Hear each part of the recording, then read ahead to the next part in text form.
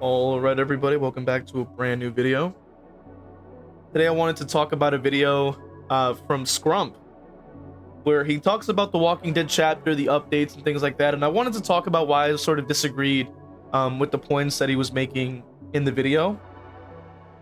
And first and foremost, he started off by talking about the Walking Dead chapter with the teachable perks that were arriving in the latest chapter. So I'll cover some of those first. So right off the bat, I do want to mention that I do enjoy the idea that the Walking Dead perks are not overpowered off of the rip, because we do have that issue some of the time. I wouldn't say always, but we do have that issue some of the time when it comes down to the perk balancing, that behavior is really adamant on messing up every 2 seconds. But anyway, so what does that mean, right? Ultimately, the Walking Dead perks are not overpowered. Starting off with the apocalyptic ingenuity, I believe that's what it's called. It ultimately activates after interacting with 2 chests. I think you have to pull out 2 items from those chests, and then you're able to actually take about 8 seconds, and then you can place down a sort of flimsy one-use pallet, kind of like a party pallet. And in my opinion, my perspective, I think that's perfectly fine. I think it really leans into the idea that they're trying to shift a lot of focus away from just gens and starting to focus a bit more on the chests for an additional objective for people to work on, which I think is a fantastic idea. And I think that it is a wonderful change that they're trying to implement, that they're trying to shift the focus away from just gen rushing, which is a great idea. I think that there are already other perks that they're adding in that also focus on chess interactions. So if there are people that are going to once again focus on doing that, that means that there's less people on gens overall, which could really help out a lot with the killer experience, having to deal with the 5-minute games, gen rushing, the overall unfun aspects of the game. So overall, it can definitely help out a lot with those people that want to sort of play a little bit more casually. And it's a good that we're also seeing another perk that sort of rewards that sort of gameplay that we're focusing on.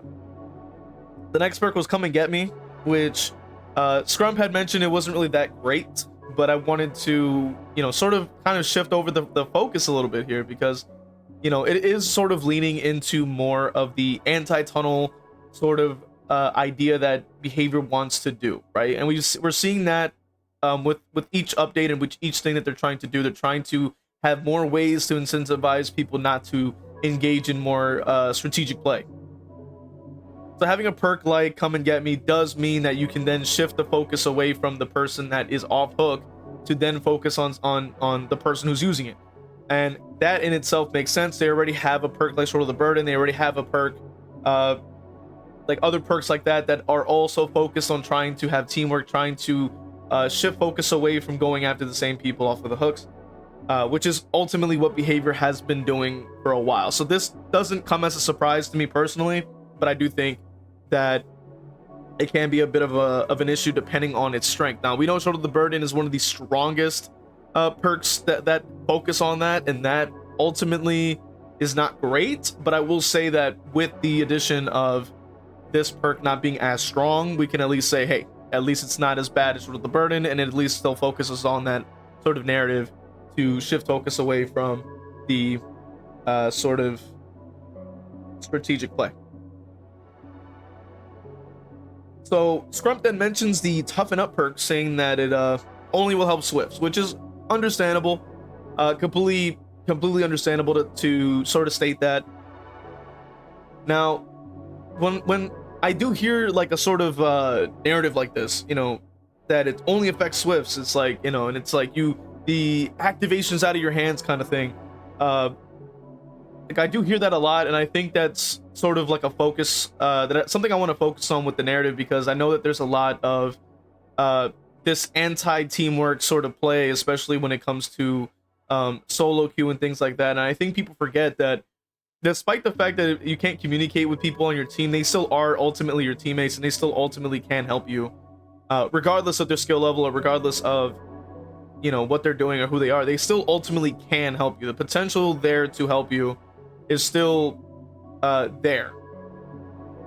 So ultimately, once again, I have to point out that the fact that it is quote unquote only Swifts can use, it also adds on to the idea that these perks are not going to be super strong, which is going to be very good overall for perk balancing, because we already know the survivor side has plenty of very strong perks, and it's good to see that they'll have more variety for those things, which hopefully you'll get more people to kind of shift away from meta and focus a bit more on the off meta or more quote fun sort of builds and things like that, because I think there's a lot more creativity to be had with survivor builds that they ultimately just do not engage in my opinion. But that's just how I see it. But also I have to mention that these perks are also very thematic when it comes down to The Walking Dead. We already know that they always talking about, we are the Walking Dead, and they always are talking about togetherness and being, they always talk about togetherness, being there for each other and stuff like that, creating families and trying to kind of keep the humanity. And I think that sort of kind of bleeds into the perks design as well. You're meeting people that you don't know in the fog, and you're trying to team up with them to try to escape the greater threat. And I think that these perks kind of follow through with that. So I do think that they're very thematic in that way. Another perk that he mentioned was Conviction, which I think Conviction is like deceptively can be a strong perk, especially if you can get downed and then you pick yourself up for a couple seconds. I think the potential to get saves on that might be very high. I don't know if people even realize it yet, but I do think that it is a possibility that it could be quite good to save your teammates and do other things like that, because I don't even think that the killer will even know that you have it until it's already activated and you already are standing up. So I feel like if you have the right brain power, teamwork, and map awareness and things like that, which I know is few and far between when it comes to survivors, but either way, like if in the scenario that people do have the awareness and are actively trying to use the perk to its to the best of its ability, I think that it can be quite useful. In my opinion, I think it could be quite good. I think that it could be like a sleeper pick. I think, if you ask me, it's almost like unbreakable for a couple seconds. You might be able to do something with it. It really just takes a little bit of creativity, at least in my perspective. Now, obviously, I don't really have much experience or really play Survivor at all, but this is just purely off of just what I've seen, in my time playing the game, obviously, and just kind of being able to theory craft how the perk would work. But in my opinion, I think it could be quite good. And I also have to say Last Stand looks pretty balanced, obviously, which is it's like that perk when you vault into killers and stun them. I think that is a perfectly fine perk. I think having a perk that is as strong as that is and making it so it's only cost you can only use it once a game, that's perfectly fine. We should have more perks like that do work, that are very strong but only work like once, especially on the survivor side, because there's already a lot of perks that have very, very strong effects and are very, very easy to use, and very frequently do we see them, right? So at least if they can shift more on things like that require decision making, that require brain power, that have less hand holding, I think would be very nice to see, especially when people can really pull out plays with a perk like that. Say for example, getting saves or something like that next to windows, and it'll really make it a lot more dangerous. Obviously not fun for the killer side, but at the very least it only will activate once, so at least you won't get absolutely bombarded with it, and it'd be a lot more interesting, and can shift away the focus from the constant exhaustion perk meta thing. And teamwork throwdown, same thing, just like I said before. So that was to cover at least those perk points. I know it's a bit yappy, a bit long, but that at least covers like the perk section of the video that he was talking about. And now we'll move on to his discussions about the Pyramid Head changes. It's a fundamental misunderstanding of what they're changing on Pyramid Head and what their sort of goal was when trying to focus on Pyramid Head this time around. Now, obviously, one of the first things that they had mentioned in the changes, and one of the first things that everybody was stating for a long time, and I actually made a video talking about why I think that the add-ons weren't even that bad, but ultimately, it's widely understood that Pyramid Head's add-ons were some of the worst in the game. None of them provided any gameplay changes. None of them provided any substantial changes besides just range. People were even running just double range for every for every match they would play him. I was somebody, and I think Fury was also, who's a Pyramid Head main as well, had also been using duration, had been using that as well, and also using the anti-heal. But a vast majority of people were just running just double range, nothing else. Basically making Pyramid Head very one note, lacked a lot of variety, and overall they just weren't going to do anything else with it. Now, me personally, as somebody who mains Pyramid Head, I was obviously going to be switching out my add-ons and trying out different combinations and different things. That was just how I would do it. That's just sort of my style. But people have also decided to brain dead Pyramid Head as well. They can do that. But one point that that Skrump here is mentioning is the idea that the zoning is still an issue. Now, mind you, this is not the only character in the game that has a zoning tool. We have Huntress, and nobody talks about really her, which is kind of interesting, I think.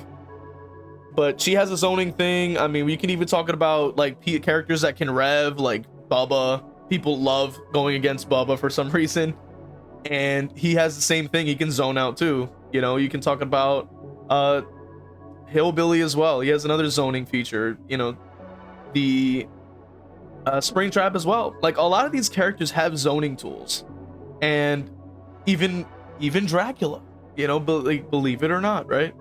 You know, he also can zone too. So like, this is sort of just a sort of nothing burger point, in my opinion, because of the fact that there's just a lot of characters that already have a zoning tool, and to focus in on just Pyramid Head, like, oh, is the only reason you hate going up against him is just because of the zoning. You know, that is sort of stemming from a bigger issue that you may have with all the killers at that point, which is just the fact that they can zone in the first place. Now, have people decided to use the tools in a way that isn't very skillful or interesting? I mean, of course. I mean, it's already frowned upon, I think, within the Pyramid Head, like, people, like the Pyramid Head mains are always, like, you know, very focused on, like, you know, not really zoning that much and trying to actually use your ability because it's way more skillful and things like that. I've also heard. And I will say, like, that makes complete sense, but I don't think that it's as big of an issue as it could be. Now, I will say that it does move slower, and mind you, it's 4.2 meters per second. So what is that the same distance and movement as? It's literally, believe it or not, Scratch Mirror Myers, which, mind you,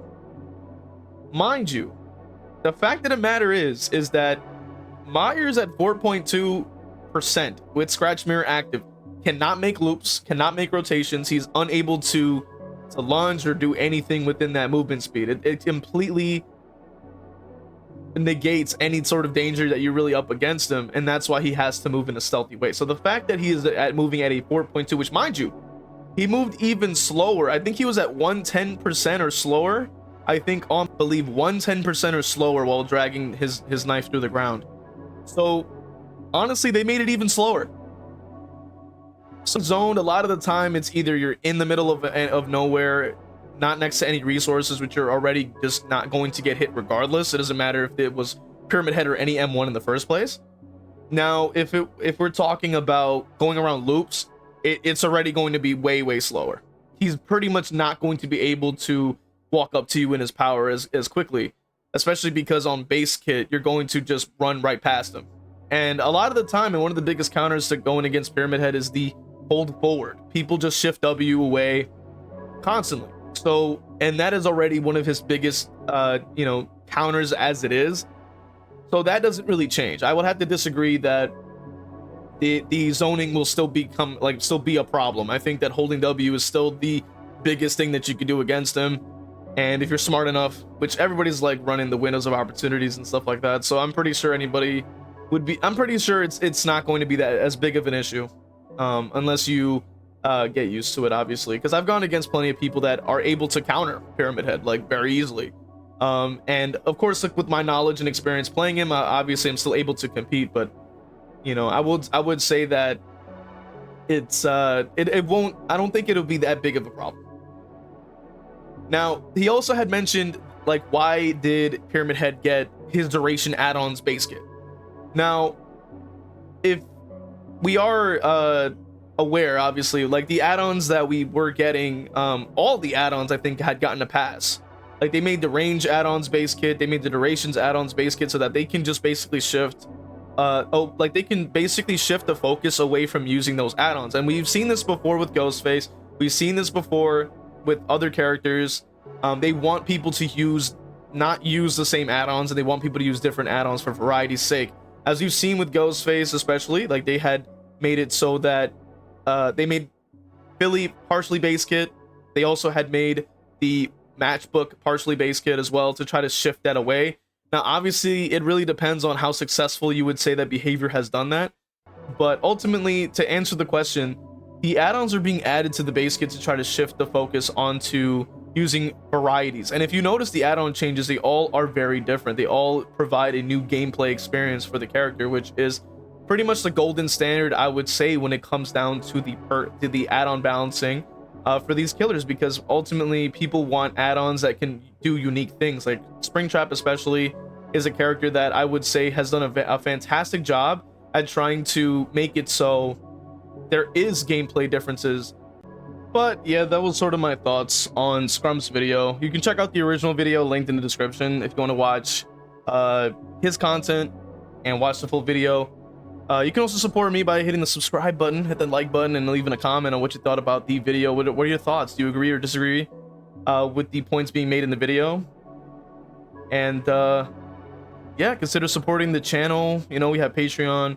Consider becoming a member also for exclusive content. And maybe following on Twitch. We play Killer Live.